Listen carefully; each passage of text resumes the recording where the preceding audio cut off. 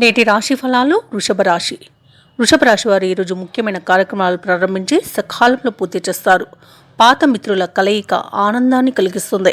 ఖర్చులకు తగిన ఆదాయం ఉంటుంది. స్థిరాస్తి వివాదాల్లో చిక్కుకుని ఎవరైతే బాధపడుతున్నారో వారు ఈరోజు రాజీ కుదుర్చుకుంటారు. ఇక వ్యాపారస్తులు ఎవరైతే నూతన పెట్టుబడుల కోసం చూస్తున్నారో వారికి పెట్టుబడులు అనేవి అందుతాయి. ఇక నిరుద్యోగులు ఎవరైతే ఉద్యోగ యత్నాలు చేస్తున్నారో వారి కళలు నిజమవుతాయి. ఇక వృషభ రాశి వారికి ఈరోజు వస్తు వాహన యోగం అనేది కనిపిస్తుంది. సంపూర్ణమైన ఆరోగ్యం సిద్ధిస్తుంది. ఇక పెట్టుబడులు ఎవరైతే పెడుతున్నారో వారికి ధనప్రాప్తి అనేది కలుగుతుంది. ఇక భూ క్రయ విక్రయాలలో ఎవరైతే ఉన్నారో రియల్టర్స్ వారికి కూడా మంచి లాభాలు అనేవి కనిపిస్తున్నవి. ఇక రాజకీయ రంగం వారికి కలిసి వస్తుంది. కళాకారులు క్రీడాకారులకు మంచి అవకాశాలు అనేవి దక్కుతాయి. ఇక విద్యార్థులకు పోటీ పరీక్షల్లో విజయాన్ని సాధిస్తారు. వ్యవసాయదారులకు పంట లాభ సూచనలు కనిపిస్తున్నవి.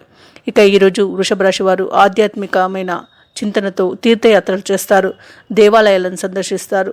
దేవాలయాలను సందర్శించినప్పుడు మీరు ముఖ్యంగా గుర్తుంచుకోవాల్సింది మీ ఇష్టదైవం యొక్క ఆరాధన అనేది మీకు మంచి చేస్తుంది. కాబట్టి తప్పకుండా దిశగా ప్రయత్నించండి. ఇక విదేశాలలో వృత్తిపరంగా, వ్యాపారపరంగా, విద్యాపరంగా ఎవరైతే నివసిస్తున్నారో వారికి కూడా మంచి అనుకూలమైన కాలంగా ఉంటుంది. ఇక వైద్య రంగాల వారికి అనుకూలత అనేది కనబడుతుంది.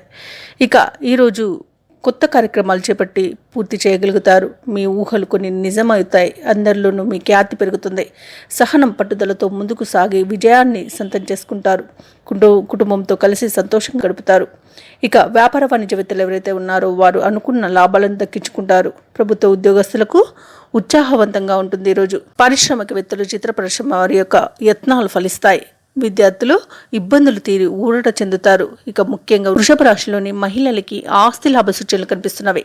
ఇక వృషభ రాశి వారికి ఈరోజు అదృష్ట రంగులు పసుపు మరియు ఆకుపచ్చ. ప్రతికూలమైన రంగు నేరేడు. అదృష్ట సంఖ్య 4.